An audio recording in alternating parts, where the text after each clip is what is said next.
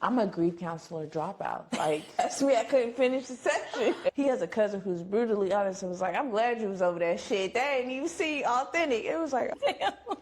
Make room for yourself, but also make room for others' mistakes that they're going to say. That's a good point. Not there yet.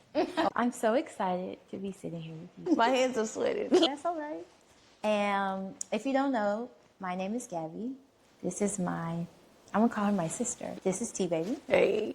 We wanted to take this opportunity. We have these conversations a lot, but I feel like they are not normalized. So we want to make sure that we can share it with other people too, who may be experiencing grief at a young age, what you can normalize, what our process was, and hopefully some takeaways that you can take with you that bring you comfort during this experience. I think plot twist, nothing will bring you comfort. But just knowing that, okay, I haven't lost my shit. Right. Grief can feel very isolating. Yes. You feel like the world, everyone is living this happy life, but you have this heavy bag sitting on you. And you're like, how are y'all, or for me, when I encountered other people that experience grief, I'm like, how are y'all walking so straight? I physically felt like there was something on me. I felt pain, and even in happy moments, I couldn't fully be like, oh, this is so wonderful. Yes. Because nigga, I lost my son. Yes. What was your first experience with grief? To the extent you feel comfortable sharing. Probably my great-grandma. I have really good positive memories from my grandma. You ain't got to take a bath every day. We go outside. You ain't got to go to school. You ain't even got to brush your teeth. And so we even moved away from her, and she moved afterwards to be closer to us. But when I was in high school, I wasn't checking for my grandma. It was like, wait. She'd be like, you come sleep in the bed with me. No, I don't want to go to bed at 8:30, Grandma. What? For real. Or she would just want us to do things with it. She kind of became like this figure, not that you forgot about, but you just, I will be honest, I never thought about my grandma like, where you going? What you mean? Like this idea that she would be here forever, even though she was old. She was old when I got here, so I didn't know any different. Right. I just thought you were here. Right. And so she passed away when I was a junior in high school, and that shit hit me so bad. I had an English project that I wrote a story about my grandma, and my English teacher pulled me to the side. It was like, are you good? You read the paper? Because there was a lot of regret. Like, I should have spent more time with her. I should have did this. Right. And she not here. I didn't think she wasn't going to be here. And the way my grandma passed was kind of like on her own will. She had always said that, like, hey, if I get cancer, I'm out of here. I'm not trying to do no treatment. This is what it is. My mom always tells the story. I hate that the doctor came in and said it's a form of cancer. At that point, my grandma stopped talking, and she stopped eating, and she declined rapidly. Because she had already made a decision. And the gag is, it was a rather curable form of cancer. It was a light cancer. Yeah. She just heard that word, and she was like, said, I'm out. I'm out. Y'all have this world. Pretty much. Dang. I'll never forget when my mom got the phone call, my grandma passed away. We were asleep, and the phone rang, and I sat up, and I was like, she's gone. And so my mom, you know, she's talking to the people, and then she eventually comes to our room, and I'm like, Grandma passed away. She's like, yeah. So, goddamn, my homie, I didn't think you was going to really check out. Yeah, that was my experience. Okay, it wasn't quite like that, but just this idea like, damn, you know, it's like they gone. And for me, and you helped me through this a lot, it was like my dad was sick. So I'm texting you like, what is a hemoglobin? What does this mean? And it almost felt like this realm of control, like so I can learn more. So I almost felt like I was a doctor in the room, you know? It's like we lost a patient. I lost my sister. I was in medical school, but I still didn't feel like a doctor. Actually, that felt more insulting. People would be like, your sister died, so you'll be a better doctor. And you're like, bitch, my career choice is what we hear? Right, right. Don't put that on me. Yeah, people, I'm like, yo, I would scrub floors with a toothbrush. Absolutely. That's why my sister died. Damn. Right. But I did a lot of research. Now, the gag, I think I've shared this with you, the gag about my sister passing is because I was in medical school. I had just got off my neurology, my nervous system rotation. I knew from the jump that it was bad. Because you had so much information. The prognosis was only a year. Once they named it, it was just kind of like, but you got to keep a straight face. So you just got out of that rotation. So you were very familiar with what she was going through, which was a neurology. Yeah, when my sister was talking to me one day, it was like a holiday, and her eye moved, and I was like, nigga, do you feel that? And she was like, feel what? And I was like, Ma, she need to go see a neurologist right now. And my mom took her because I had just learned that the compression of this optic nerve will cause it to relax. So you're like, what the fuck is going on? Oh my God. And this was before she was even diagnosed, so I don't know. I really did know a lot, and I couldn't tell anybody. How I'm gonna tell my mama who praying that her baby go get better? I'm like, hey. You knew the reality From the of jump. what you was looking at. From the jump. Ooh, that's rough. I like to live in ignorance. You know, they will come be like, your dad's hole in his back is 2 fingers. And I'm like, is he getting better or not? Even when my brother-in-law would call me and ask me how my dad was doing, my brother-in-law, straight from Africa. And I was like, oh, he's doing better, because every day is something different. But then he died, and my brother-in-law was like, I thought you was, Oh, no. I thought you said you was doing better. Was I'm that like, the time? He's like, like, nigga. Oh, sure. I'm trying to live in a space of optimism, you know? So that was something. But yeah, so I guess you being so young and experiencing that and working in the same, that's pretty traumatizing. Hella traumatizing. It's very traumatizing because that's your realm of work. And being so young, what did your process look like in the beginning? What did you keep from that process? And what did you realize, like, okay, this is no longer serving me? Like my grieving process, right? In the beginning, just anger. Bro, that's all I could feel was straight ass anger. You don't need like your sister. I like my sister. She not here. Yeah. Y'all need to get along. What? I can think of 10 other niggas that need to go. Yes. But you took my sister. Oh, Right. That's what we do is anger. So much to the point that Eric's family was like, I'm glad. He has a cousin who's brutally honest and was like, I'm glad you was over that shit. That ain't even see authentic. It was like, yo, anger, like I could never believe. And then in the grief process, I think it helped me be more in tune with these emotions. Sometimes these things would get up on me, and I'm like, I got to get this energy out. How we talked about running, lifting weights. That was I had to get it off of me. It was going to kill me if I couldn't get it off of me. The anger didn't serve me. I ain't going to bring my sister back. You just an angry bitch at this point. But more so, like, I do believe, even though people's messed up, it helped me become a more empathetic physician. And human in general. I feel like once you've experienced something, even like watching the news or hearing about people who get sick. I told you I cried over your niece. It doesn't take much for me to tap into how someone else can feel because of a loss or a threat of a loss. I can't watch things on the news where X amount of people were killed and just be like, okay, this is just another story. It feels a lot personal, which is, I actually don't watch the news, and I'm not condoning that. It's really trippy how people don't value life when these traumatic things happen in society, and they're like, you want to see the killing or something? No, ma'am, I don't. No. And then they're like, this is blurred, but click here if you want to unblur. I'm like, I don't want to see it at all. Why y'all want to unblur? Why is it sensationalized? Yeah. You know? So it's freaky how people don't value life. That's somebody's loved one that you don't value. Yeah. That's freaky. What are things that, I mean, I know you're currently in the process, but what is the initial emotion that you're like, I don't have to carry this one anymore?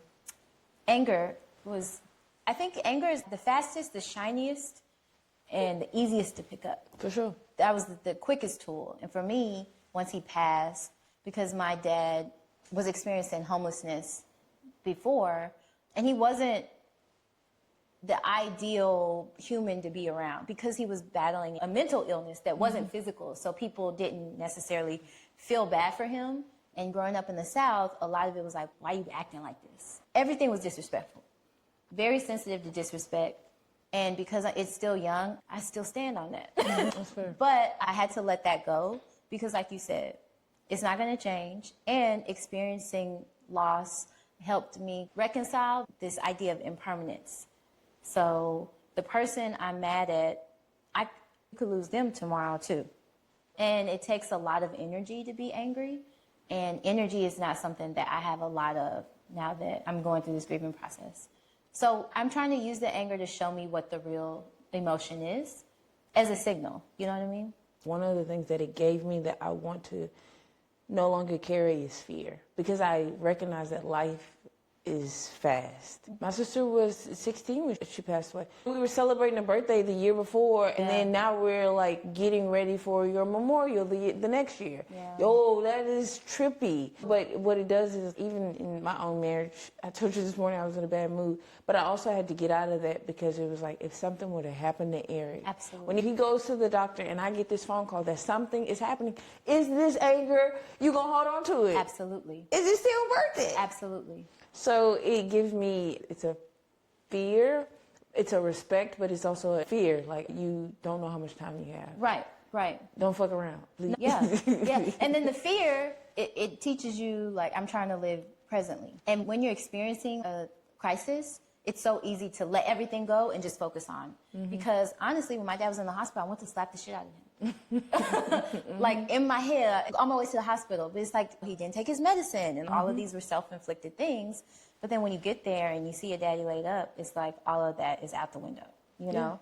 So it's like, it shouldn't take a crisis for us to be able to squash them. But it do be taking it. But it do. But it's like, how can I live?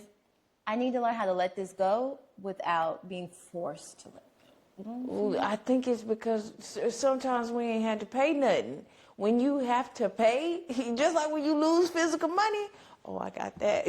I won't make that mistake again. You're right. It costs us something. It costs you. You're so right. So, yeah, I think I didn't anticipate that I would always be like, I love you. I'm very intentional about what I want to do with humans and people that I care about, because I really don't know how much time I have. Ma'am, if I go off on you at Walmart and then I get killed, that was my last experience. And also, I will say it gave me a gift of wanting to be in the present. I feel like the worst thing has happened to me already.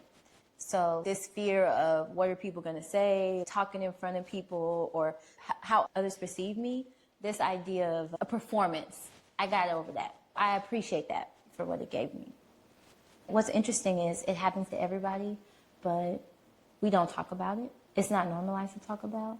And it's something that people often say they got to get over. Yeah, I think that's probably why people don't talk about it, though, because you were taught to, like, you carry this, you're done. Right. It is something. The analogy I use all the time is that I cut your leg off. We don't say, yeah, your leg on, move on. Get over it. It's just a leg. When my sister passed away, I felt like I lost my limb. I don't remember life with 2 limbs at that point, because I'm like, how do I walk again? I think of things very bodily because that's how I can understand life. It's also like phantom pain, that pain that you're like, ooh, it's in my chest, but there's no leg there. There's no leg there. Your body is telling you that something's there, but it's not there. Yeah. That's some real... And your walk is always going to look different now. Yes. So it's not like that you lost a limb and you can't nobody tell. Right. This ain't even mine. But my thing is, with this grief, because it's invisible, it's not something that's apparent, and it's something that didn't serve me to carry, was grieving in silence. Yeah. People can't see that I'm grieving, but they will make space for me if I physically did not have a leg. Correct. Something that I've been doing, and I don't know if this is healthy or not, but grieving is currently a part of my identity. So I let people know, like, hey, I lost my dad in June. Yeah. So let me just say that, and now we could continue. And it may not even change how people interact with me, but maybe in that second you get a condolence. But I make space for that, just to be mindful for energy levels and stuff like that. I think that's one of the opening things you said, like, what can we take out of this, is that you have to do it however you have to do it. Remember, I told you my mom sent us to grief counseling therapy. I'm a grief counselor dropout. Like, asked me, I couldn't finish the session. I say, don't come back. Find your own way. Right. And so I think that's the cool part, is that instead of accepting this thing, we're over it, but like, hey, no, I'm finding my own way. Right. And even though, like you said, it's going to be part of you, you don't always see I have a prosthetic leg. You know I walk with a little different limp. Yes. But I got pants on. You ain't really know this ain't mine. Yeah. So I think that you just learn to continue to move with it. Absolutely. And then sometimes, you know, you lose a limb. You say, damn, I forgot this. Oh, I forgot. Yes. Not that you forget, but you forget that, like, I was going, my dad's not here. Like, one day you're going to want to call, like, oh, I got to go. Yes. All right. Yeah. Absolutely. Or just like getting married, Christmas. Like, Yeah, for sure. These holidays, it's like I can't move the same way I used to. I would say give yourself enough space, and like there's no standard. I have this performance thing, whether it's in school, like I want to do things the right way. The day my dad died, I would involuntarily cry, and I told Kevin, like, this is so annoying. He's like, your dad died. I wanted to grieve. What's the process? Because it's holding me back from being productive. I knew the stages of grief, but when you feel it, I had pain in my chest. I would wail, like it take you ain't never seen nothing until you were wailing in the shower. Or like when I didn't want to get out of bed and you rip the cups off, get up. And then you're like, I hate everybody. And I know the stages, but I physically felt it in my body that this wail was involuntarily like crying, you know, like lamenting and stuff. Because people will tell you after a while, like, you still? Yep. And yes, for me, creative outlets help. You were saying physical outlets help. I kept going outside. I tell people I'm so glad my daddy died in June so I could go outside. And trying to continue to find ways to memorialize him. I think I have this fear, too, of forgetting our memories. I was sharing this with you in the car. I want to create a digital museum for my dad that just looks like a website with different pages of different parts of his life and how I experienced him. I think about the legacy and something that we can go back to. I hate things living in my brain.